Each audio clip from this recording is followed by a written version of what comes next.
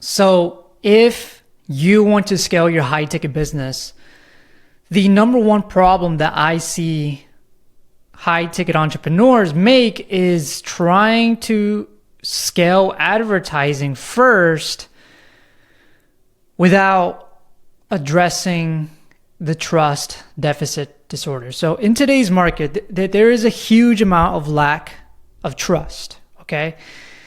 And if your lead to close is below 10% and you're seeing a higher cost to acquire, here's a counterintuitive way to cut 80% of your ad spend while exponentially growing revenue.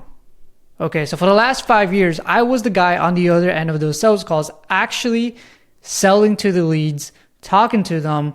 And after thousands, if not tens of thousands of touch points, I can say with absolute certainty what a cold lead sounds like and what a warm lead sounds like and how it actually impacts the business. Okay, it has a huge impact on the business. And in this video, I want to go over how you can build an intentional conversion asset so that you can actually maximize the amount of warm leads that either you or your sales team is talking to so that you can scale efficiently and not sacrifice profit. Okay, so what is an intentional conversional asset? This is a term that I made up after working with some of the biggest brands, and I'm gonna get more into this here in just a minute, but this is a term that I made up. And what it is it is a strategic online presence specifically positioned to maximize key funnel metrics within your sales process. Okay, every word, every edit, every minute serves a specific purpose. Okay, and most of the time, the purpose is making more money now so that you can become an undeniable player in the long term. Okay? Now, the reason why I worded it this way, and the reason why I had this epiphany and why I'm even presenting this to you or even talking about this is because everyone is trying to build a personal brand, right? Everyone has a YouTube channel. Everyone is trying to post content on Instagram. They're trying to reels. They're trying to do this, that, and the other. But what people don't realize is just posting content alone is not enough to get your prospects to trust you and give you money. Okay? And this is huge. This is a massive part of the market right now. And I believe that this is something that is important, and hopefully you get some value out of this video, okay? So yeah, what I see the most after talking with tens of thousands of entrepreneurs is that everyone, no one has a clear structure, right? No one has a cadence. No one has any deliberate engineering or a deliberate purpose to serve them or their sales team to close more deals and collect more cash up front, right? This is very important. And they obsess over finding outliers, right? They obsess over finding the outlier thumbnail or the outlier topic or the outlier title, whatever it may be, right? The color scheme, right? The editing style. What font do I want the words on the screen to be? Like, who cares, right? And they don't really have any true bearing on whether or not the video is going to increase the likelihood of someone getting closer to purchasing their service or product. Okay? They're kind of just winging it. And in a market, as I said, in a market where trust is super low, at an all-time low, and everybody is fighting for the same attention, that's just not good enough. Okay? And so that's why most high ticket offers end up having to rely on paid ads, right? That's why most high ticket offers become relatively poor in profit, right? They might be able to flex their Stripe screenshots and show, their closing deals in the group chat, but I am still yet to see someone flex their profit, like actually profit. Like, how much are you netting? How much are you taking home, buddy? Not how much are you making on the front end. Like, that's great. Revenue is good. It's important, but that's not going to pay the bills. That's not going to get you to the next level. And so if we're going to play this game, I would rather make as much cash upfront as possible. I'd rather build a cash flowing business that actually is cash flowing, not just looks like it. Right? And in short, basically, an intentional conversion asset is a YouTube channel specifically engineered to maximize high intent leads so that you could continue to build a brand in the long term, but most importantly, maximize profit now, right? So you get both benefits. You get both ends of the spectrum. On one end, you're building for the long game, right? You're building cash flow. You're creating these assets. You're creating your brand. You're creating your personal brand. And over a long enough period of time, you will see the rewards from that, right? People will want to work with you more because you have a brand behind you. Business would just come. Business would just be easy, right? Look at Iman Gadzhi. Look at Alex Hormozi. Those are the examples of what a good personal brand looks like. But on the short term, because that takes time, that takes a lot of effort, time, and consistency. On the short term, what we're doing here is we're maximizing profit. We're maximizing cash flow. Okay? Today, not tomorrow. Cash flow today, not tomorrow. That is what's going to get the business to the next level. Okay? And what is a high intent lead, right? I've defined this in my previous video, so if you haven't already seen that, go back and watch that. But a high intent lead, or rather, I should say, the intention of a lead can be determined by pretty much how ready someone is to buy by the time they get on a sales call with you or your team, right? Does it feel like you're pulling teeth to get questions out of them? Does it feel like you're having to wrestle them just to answer your questions? Or are they opening up to you? Are they laughing? Are they right? Are they trusting you with sensitive information? Because that's what a sales call is, right? You're exchanging sometimes, most of the time, sensitive information so that you can understand them and help them make a better decision about their business, or at least make an informed decision, right? Excuse me. And the intention of a lead basically is how much of that are you getting? Are they cold or are they warm? Are they a low intent lead or are they a high intent lead? Big difference, okay? Now, someone's intention can be determined by how, I already said that. So you can map someone's intent by answering these questions. So a high intent lead is someone that has and knows that they have a tangible problem that you can solve, not just any problem, but a problem that you can solve. And they are aware of that problem, and they are, most importantly, they are aware of the gravity of that problem, right? They are aware of what's going to happen if nothing changes and they continue to have that problem over the next week, over the next month, over the next year, okay? And a high intent lead is someone who thinks they can, so a high intent lead is someone that knows that they cannot do it on their own, or at the very least, they would rather have expert help so that they can get to the goal faster. They know the importance of speed and they know the importance of buying time. Okay, that is very, very important. If they think they can solve the problem on their own, even if they do know what the problem is and how bad the problem is, the likelihood of them buying is lower. Okay, and so they have to be someone that A, knows that they need outside help in order to solve the problem, or B, would rather have outside help to solve the problem because they want to get to the goal faster. Okay? And most importantly, do they want you to be the one that helps them? Right? And so their intent can be graphed on a scale. It is not a binary question, but rather a question of how much intent does a lead have. Okay? Now, again, I went in depth with this in my last video, but the whole point of an intentional conversion asset is to maximize the most amount of high intent leads per rep.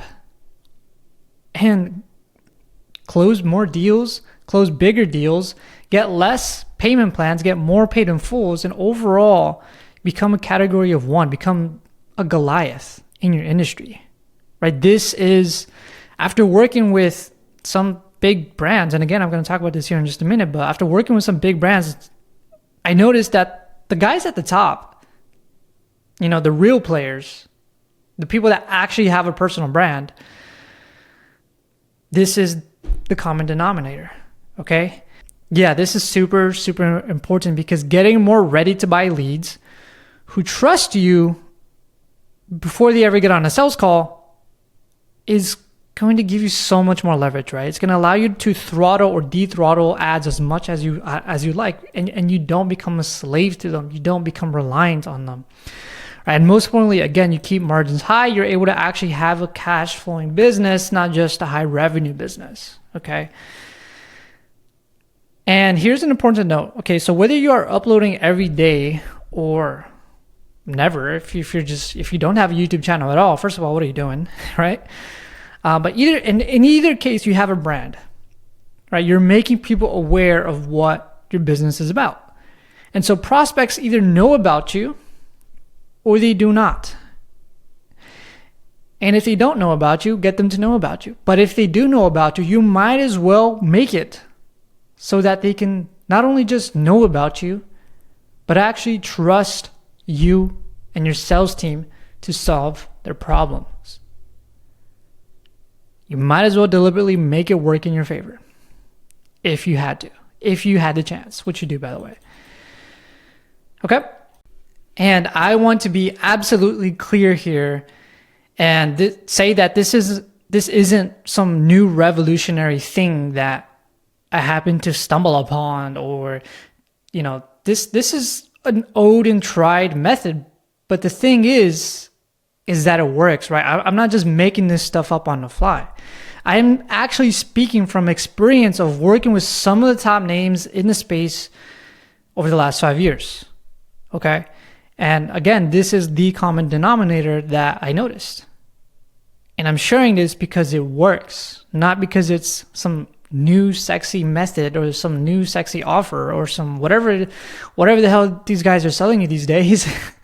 I'm talking about this because this works. And you're probably not doing it. And if you are, you're probably not doing it right. So some examples is Matt Ryder. Okay. Matt Ryder's a perfect example of this. Now, there's a little bit more that goes into this. For example, one of the underlying principles here is that you have to actually be exceptionally good at what you do, right? You want to be a true expert at what it is you're teaching or what it is your business is about. And you want to use that expertise to fill in the right gap within the market with airtight positioning. And the key here is that you have to actually have a good product, right? Because if you don't have a good product, it doesn't matter how good your marketing is. It doesn't matter how good your content is. No one's going to stick around, and you're actually going to be losing trust over time. And over a long enough time horizon, probably going to fizzle away. I've seen it happen many, many, many times. Okay, so again, I just want to preface this by saying that product is the most important thing. But as an example, Matt Ryder, right, his YouTube channel. Again, Matt Ryder's an exceptional salesperson. He has pretty good products, exceptional products. I was working for him under 7th Level back when he was CEO of 7th Level. And so the point I'm trying to make here is that Matt Ryder, he's the perfect example for this, right? So first of all, he built Fitness Sales Sniper in the beginning, and then he ended up building Sales Sniper and scaling that to about $2.5 million a month with zero advertising. And then obviously he joined 7th Level when it was about $20K a month. So like the very, very beginning, he became the CEO and grew it to, again, about $2.5 million a month and USD. Created another business, scaled it to $300K a month. No ads, again, no ads, all from his YouTube channel and his word of mouth. And then he launched Dialer, which is a dialing software for high-tech businesses. And launched it to 1,000 users. And again, $0 on ad spend, right? That is by the way, a software product is unheard of in the software world, but that's one example of what I am talking about. Another example is Jeremy Miner, right? So at least at the time when I was working there, they had a very well built intentional conversion asset. They had a very well built YouTube channel. Okay, and I call it an intentional conversion asset because it's not just a YouTube channel. It serves a specific purpose. And when I was there, all of the sales I made probably came from YouTube. People that were constantly watching Jeremy Miner, or that were part of any of the events, or that I personally sent a ton of content to. Okay, that was the game. That was the strategy. And yeah, so not only did I make the most money here, but obviously the company went from $20K a month to about $2.5 million a month, again from Matt Ryder, and they had a pretty goddamn good product, right? Most of the leads that I talked to were happy to talk to me, and they were laydowns, man. They were some of the easiest sales I've ever made. Okay, yeah, most people don't operate like this, and I'll get more into that here in just a minute, but these are some examples that I want to talk about and show you that I actually lived through this myself, right? So when I was selling at 7th level, I had a terrible show rate. I had 33% show rate, as you can see right here. And the reason for that is because I was a very hard-headed sales rep, and I thought I knew better than to follow the sales process. But even with the terrible show rate, in 1 month, I had some pretty decent numbers, right? And that's with the terrible show rate. This is 1 month of data, okay? So they had a pretty healthy business, okay? And the point that I'm trying to get across is that the reason why these brands is, number one, is because, they played the long game of building a personal brand. As you can see, even with Jeremy Miner, he even has a book. And obviously he's like he is the epitome of a guru, no offense, but he is very much a guru. But, they were able to get off the ground by building a cash flowing business that actually cash flowed.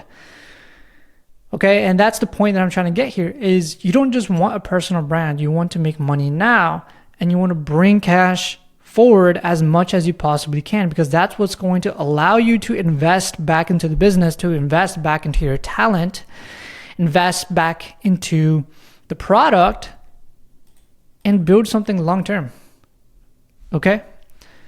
So I want to tell you a story about why this is so important. Okay, I'm doing my best here to communicate why this is so important and actually try and give you that aha moment, okay? And if I'm not doing that job, I apologize. I'm only human and I'm getting better every day, okay? But I worked for both Jeremy Miner at 7th level while Matt Ryder was CEO there. And I also worked for Matt Ryder after he was CEO there. So after he was CEO, he worked with a company called, and I think he's still working with them, company called Committed Coaches, where essentially we get a bunch of leads. Basically, I'm selling supplements and weight loss programs to older folks that need it, right? And in one of those instances, I was making the company anywhere between $100,000 to $125,000 a month, right? That's revenue. Cash collected was a little bit more different, about 80 to 100K cash collected a month. And in the other business, when I was at Committed Coaches, I absolutely shit the bed. Okay. It was not the same. I had trouble. I was struggling. I was pulling teeth every single day. And that's because the leads at Committed Coaches are very cold. And although they're buyer leads, I don't want to get into that, but those leads were very, very, very cold compared to the leads at 7th level. And that's because of not just the positioning of the brand, but also because of the awareness of the prospects, right? So I remember my sales manager at Committed Coaches, his name is Jack. Jack, God bless you. You're a great guy. Great sales manager. And I remember every single training he would try and just hammer the point home of you need to build the narrative. You need to build the narrative. You need to build the narrative in this prospect's mind of, hey, you need to buy coaching, right? You need to buy a coaching program to lose weight because you've been overweight for 20 years, right? You've tried the fad diets, you tried keto, you tried this, you tried that, but you haven't been able to actually lose the weight and keep it off because you don't know how, right? That's basically the narrative. And so he kept hammering this point home. You need to drive the narrative. You need to drive the narrative. And I didn't realize this then, but the reason why I was able to sell 10 times more at 7th level was because Jeremy and his content team was driving the narrative throughout his YouTube channel. And every prospect that I talked to was already bought in to the narrative. Compared to while I was at Committed Coaches, these were cold leads. So I, as the salesperson, had to build the narrative. I had to basically unlock every level of awareness for them on a 15-minute cold dial. They didn't know I was going to call, already bought a product and thought they were taken care of, right? And it was just super, super, super difficult for me. And a lot of people there are struggling. And, there's a whole point behind that. But anyways, what I'm trying to say here is I made more money when I was a less skilled sales rep, when I had less experience, with a shit show rate, compared to when I was more skilled, more experienced. And the main difference was the leads, was the brand behind the leads. There was no brand at Committed Coaches. It was just they bought a product, they thought they solved their problem, but in reality, their problem is a lot deeper than they thought it was, or that they didn't know it was as deep as it was. And so I had to make them aware of that. I had to walk them down that path. The top closer there, that's what he was doing. That's what all the top closers there are doing. And so that is the importance of selling to low intent leads and selling to high intent leads. When you sell to low intent leads, you need super skilled sales reps. You need superstars. When you're selling to high intent leads, you can have anybody on the team. As long as they know how to read a script, be human, and talk to people, they'll sell. You will make money. You will have a cash flowing business. And so both are doable, right? I'm not saying one is wrong and the other one is not, but if the game is about leverage, then I would rather do it the easier way and get to my goal faster. And that is by selling to high intent leads. And so how do you sell to high intent leads? You build an intentional conversion asset, right? You build a YouTube channel that is specifically designed to maximize high intent leads, get more quality bookings, get more show rates, demand higher prices, and overall shorten sales cycles, okay? This is what drives cash in a business, especially if you're under 100K per month, especially if you're 100K. If you're under 100K per month, this is what's going to get you to the next level. There's nothing else that's more important than that. There's nothing else that's more important than cash flow, especially in those beginning stages. Okay? And so that's the game. That's how you scale to 100K, 300K, 500K a month and beyond. You have to control the narrative, right? You have to have an intentional conversion asset. And when you control the narrative, you are deliberately stacking beliefs in the prospect's mind that makes buying your product the next logical thing, right? You're stacking the beliefs, right? You're making them aware of everything that they need to become aware of so that buying your product becomes the next logical thing. If you guys are familiar with VSLs, it's essentially a VSL, except it's not just one VSL. It's an entire channel, right? But to give you an example here, to further drive the point home, and I'll use Matt Ryder as an example, okay? Because he's a perfect example for this. And honestly, I have a lot of respect for the guy. So Matt's narrative when he was running the SDR call center, right, is SDRs are dumb and they suck. Something along those lines. I'm paraphrasing, right? Which then led others to be like, yeah, man, SDRs are kind of dumb. Like, yeah, dude, I have a team of SDRs and they're like kind of like banging their head against the wall, barely even working X, Y, and Z. And what happened is that led the market to basically revealing their pain, which created the gap for his Done For You call center. He deliberately created the gap for his Done For You call center. He created the need for his call center by controlling the narrative, right? And again, for Sales Sniper, it was pretty similar, except it was about how hard and complicated sales is and how difficult running an efficient team actually is. And again, that created the gap for his Done For You sales agency. So I remember watching some of his old podcasts, Matt Ryder, and that's all he would talk about. All he would talk about was how difficult it is to train sales reps, or like, you know, how difficult it is to run an efficient sales team. And like, basically that was the narrative, right?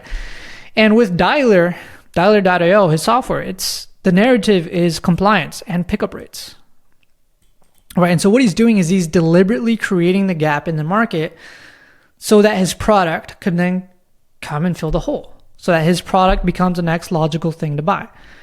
That is what controlling the narrative is. And so when you have an intentional conversion asset, you want to go ahead and control the narrative to favor you, right? But again, I want to say this carefully, because unfortunately there is a lot of ill-intentioned people out there, or there's just naive people, or there's just people that exploit this in a negative way. And I just want to say that when you have the power to control the narrative and you actually understand this, I'm going to assume that you're someone with high morals, you're a good person, you have good intentions, and that, you know, you're not looking to harm anybody or take advantage of anybody, okay? Because this is very powerful. And unfortunately, that's one of the main reasons why the market is so low in trust, because a lot of people have been burnt by courses, by products, by info products. And that's because we're good marketers, but, you know, I think another big hole in the market is creating good products. But that's a different topic for a different day.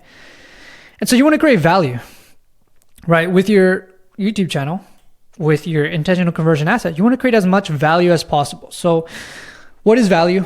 Value is solving specific and painful problems. The more painful a problem is, the more potential you have to create value, right? The more specific, the more painful a problem is, the more potential you have to create value. An example, right? I want to get shredded. Let's say I'm fat, right? Let's say I'm fat for whatever reason, and I want to get shredded. I want to get ripped. I want to look like James Bond, but I hate eating chicken and rice. It just creates so much pain having to eat the same thing every day, chicken and rice. Ugh, kill myself, right? That right there is a problem with pain associated with it, right? Now the solution to that could be how to eat your favorite foods and still get shredded, right? The solution to that can be an entire YouTube channel that shows other people how to create healthy, delicious meals to get shredded, right? Problem solved. Pain alleviated. And so when you alleviate pain, value is created. And again, in the case of Matt, the way he's creating value is most sales rep, like if you look at his channel, right? If you actually go to his YouTube channel and you look at it, you see all his stuff is on sales training, objection handling, tonality, all that good stuff. And so the value that he's creating in the market is, well, most sales reps suck. Matt does not. So that's why 80% of his content is addressing this gap in the market. And so reps get value, right? Sales reps find his content, they get value, they sell more. And then they see he helps business owners with Dialer.io. And then they tell their sales manager or their business owner about that. And then the owner becomes aware of it and then they buy, right? Matt, I could be wrong, but I'm pretty sure that's your game plan there. But this is what I call the virtuous cycle of reciprocity.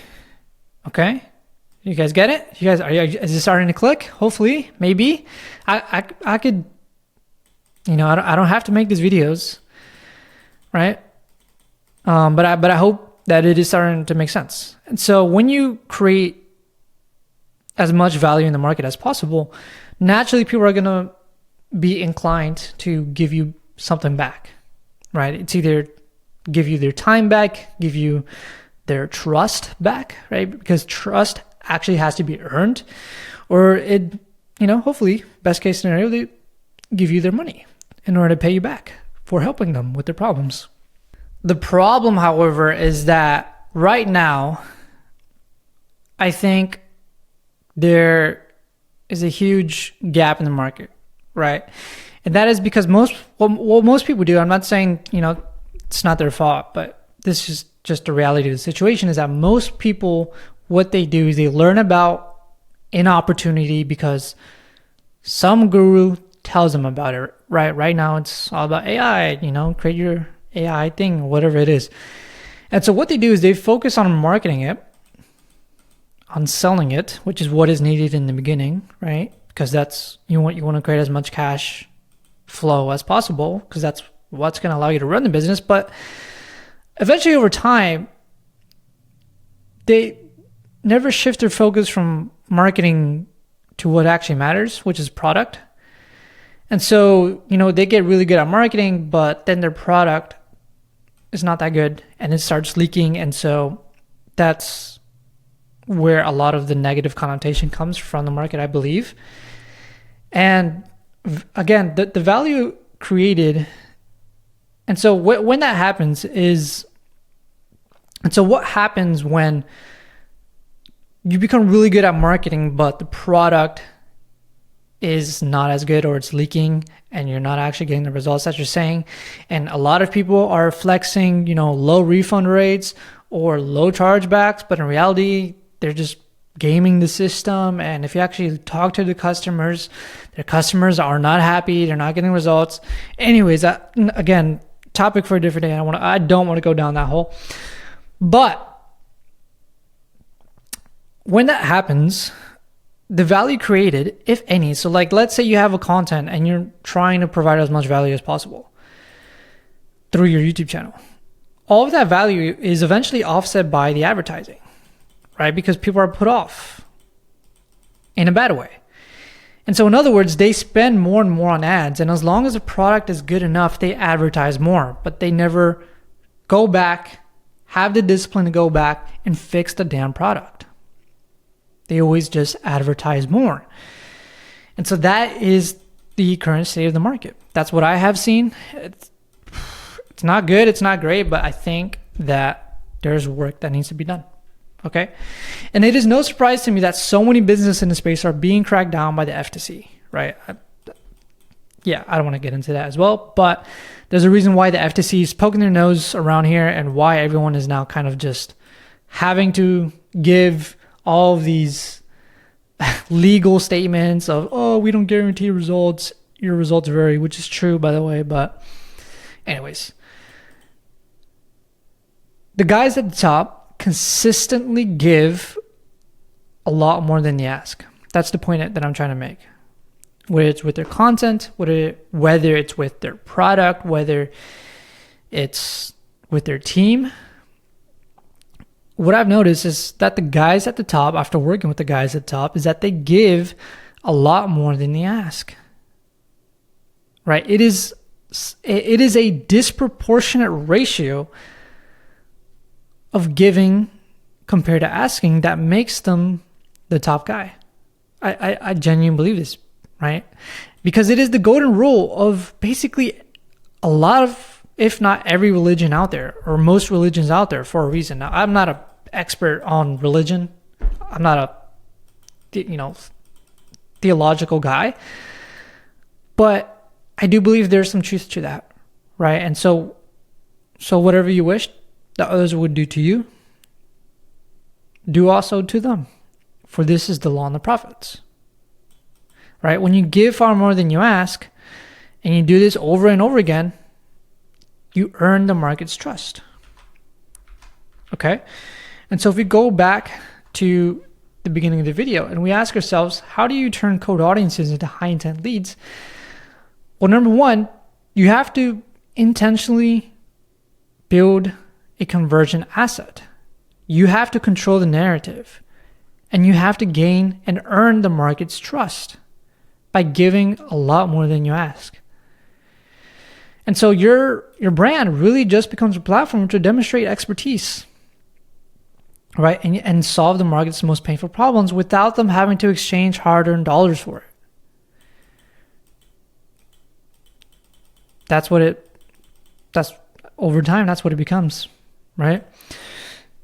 And so when you focus on giving and solving real problems, you also get the opportunity to demonstrate your expertise, right? Because you're demonstrating, if you actually tell someone to do something and you get a good result from that, then you're demonstrating your expertise, and they're more likely to trust you more, right? That is something that sets you apart in the minds of the prospect. And now, once you have demonstrated that expertise, they have positively bucketed you in their subconscious mind.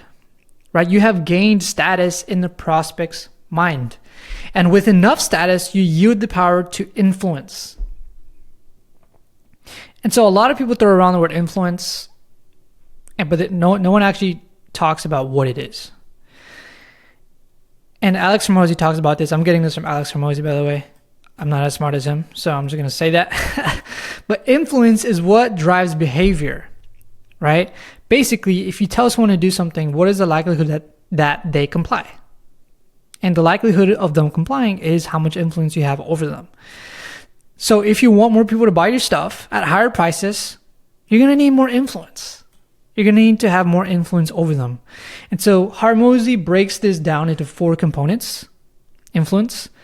And he says that it's broken down into status, power, credibility, and likeness. Okay, now status. I don't want to go too deep into this because, again, Alex, he talks way more in depth about this and can explain this way better than me because this is his theory or his extrapolation of what it is to have influence. But just a high-level overview, status, right, is controlling scarce. Status is controlling scarce resources. And so when you control scarce resources, you're showing that you have what others want, whether it be money, access, results, distribution, or opportunities. And you're demonstrating that you have access to these resources, right? And other people want those resources and they don't have that resource, right? Money is a prime example. And power is when you tell someone to do something and they get a good outcome out of it, right? So if your parent tells you to tie your shoes and you tie your shoes and now you don't fall and bust your face off, then they have gained power over you because now you trust them a little bit more because last time you listened to them, it worked, right? That is how he defines power. And credibility, I think this is pretty straightforward. Credibility really is just third-party validation, right? So external verification that your claims are real. In the example that Alex gives, obviously, he made $106 million in 1 weekend with this $100 million Money Models launch. And he broke the Guinness World Record, right? And he had actual Guinness World Record judges at that launch. And so that served as credibility. It was a third-party validation. And that's pretty powerful when you're trying to influence an audience. Okay. So the last thing, which is pretty straightforward as well, is likeness. So basically how much do people like you, and how closely resembled are they to you? Like, do they look like you? Do they talk like you? Do they like the same things as you? Are they into the same things as you? Do they eat the same foods? Do they go to the same places? All these different things are likeness.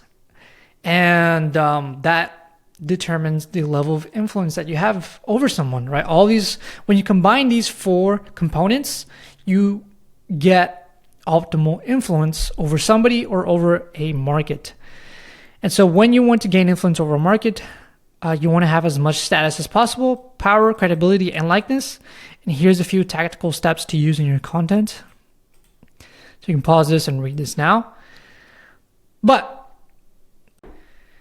So to wrap this up, this video has been a little bit longer than I anticipated, but to wrap this up, if you find yourself struggling to get prospects to open up, if you're seeing a dip in show rates, in bookings, or if you're just not operating with high enough margins due to rising costs to acquire, due to the rising costs to advertise, before anything else, ask yourself if the market trusts you. And what are you deliberately doing to gain that trust? Okay, so here's some math to further drive the importance of gaining the market's trust and thus creating more high intent leads. So this is just math. Okay, so scenario 1 is leads coming from straight ads. This is essentially when I was working at Community Coaches under Matt Ryder. Of the leads were coming straight from code ads, from ads, and they were very low intent leads. And so let's say in this scenario, this is not a specific scenario, but let's just use this as an example. Let's say in scenario 1 that you have a 3% lead to close. For every person that fills in their contact information on your landing page, you close 3% of those on the back end. Okay, so let's say you get 100 leads and it's $30 to get every lead. So it's $30 per lead and you have 100 leads. Okay, the price of your product is $5,000. And so in this scenario, let's say you get 1 paid in full. You get 2 payment plans of split 3. So you get 2 payment plans that are split into 3. And so once you do the math of that, you note that you have collected $8,333, okay? And because you have 100 leads and it's $30 per lead, it cost you $3,000 to get those leads. And so you have a total ROAS of 2.77x and a gross profit of $5,333. Not bad, profitable. It's profitable, right? You're making money. Okay, great. Now, scenario 2 is, let's say you're running ads with a VSL on the back end or in your funnel, right? Let's say you have a 7% lead to close. You doubled lead to close, right? VSLs are pretty good. I would recommend having them if you don't. Because you have more high intent leads, right? So let's say, again, you have 100 leads, $30 cost per lead, $5,000 price point. Now, let's say you get 3 paid in full. Okay? People trust you a little bit more. You can get a little bit more paid in full. And you get 4 payment plans broken down into 3. Again, 4 payment plans into 3 split pay. And total cash collected is $21,664. So you tripled cash collected. And you have a 7.22x ROAS with a gross profit of $18,664. Okay, this is, again, gross profit, not net profit. Which essentially means it's not taking into consideration the cost to deliver. This is just the cost to advertise.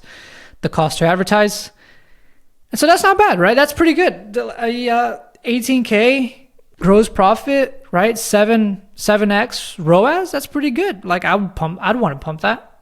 It's not bad. Now, scenario 3, let's say, is straight from organic and a VSL. So let's say you have an intentional conversion asset let's say you're running ads, or maybe you're not running ads. Let's not even talk about ads, but let's say you have an intentional conversion asset and you have a VSL tied behind that. Well, that's probably going to give you a 15% lead to close with the highest intent leads. And again, let's use the example of 100 leads, but now your cost per lead is $0 because it's all organic, right? $0 cost to acquire, pretty important. And let's say you have an $8,000 price point because better leads that trust you more, well, fuck, they just pay you more, right? And so let's say you get 10 paid in full because now you don't have to pull teeth to get the prospect to open up because they trust you. So you can get 10 paid in full and you get 5 payment plans, again, split into 3. Well, the cash collected on that is $93,333.